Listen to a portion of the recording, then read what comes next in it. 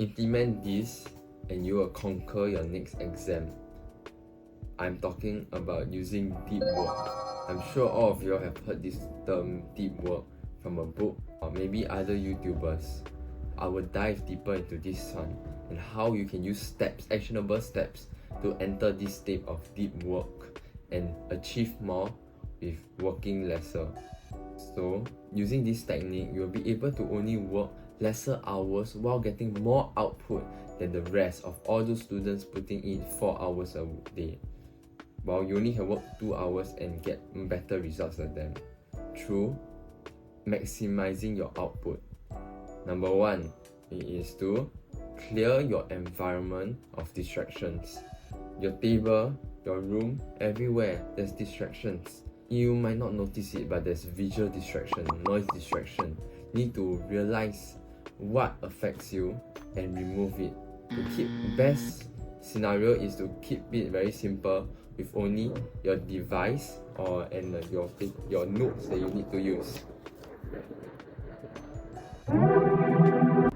Your environment translates your level of mental clarity. You just need to spend just 5 minutes a day to just clean up and tidy up your table. Number 2, turn off your notification. Put your phone on airplane mode or just do not disturb for that moment, for that 2 hours.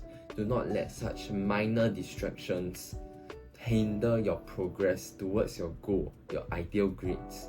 Those notifications can be turned on later. Don't let it distract you right now. Number 3, setting a clear goal and expectation. A goal that is measurable and a time period. For me, I've been writing my book and I've given a target to write around 500 words in a 2-hour period. So every time when I go into the deep work mode, I'm able to track if I'm at that standard or am I decreasing my productivity. When I do, I have to go take a break. Setting such a specific goal will help you focus on the action that you need to advance forward towards your goal. Another one is clear the noise. As I said, there is noise which are also distractions. You can either put a song on loop and wear earpiece, or you can just not wear earpiece at all. It's based on personal preference, but sometimes there are noise, external noise that distract us, like our family members. How can you reduce the likelihood of them distracting you? Is simply gently just telling them that you're going to really focus. Next one, doing a pre-routine for focus. Let me tell you a story. There was once a swordsman who challenged a normal male servant to a duel. One is a beginner and an expert. And then the servant was panicking. He didn't know how to wield a sword, and he knew that he was going to die and lose. However, his master, told him to just calmly do what he always does, which is to pour tea. It was very weird because he's always done it for the master for 20 years. So the day came and the servant did as he was told. He poured a cup like he normally would and get ready for battle. His opponent, the swordsman, was so astonished when he saw that this servant was so calm and focused. The point he thought that the swordsman was a beginner and the servant was actually an expert. So since the swordsman was so afraid that this guy was actually an expert, he gave up and he resigned from the duel. So you need to create a pre-routine to get yourself into the state of flow.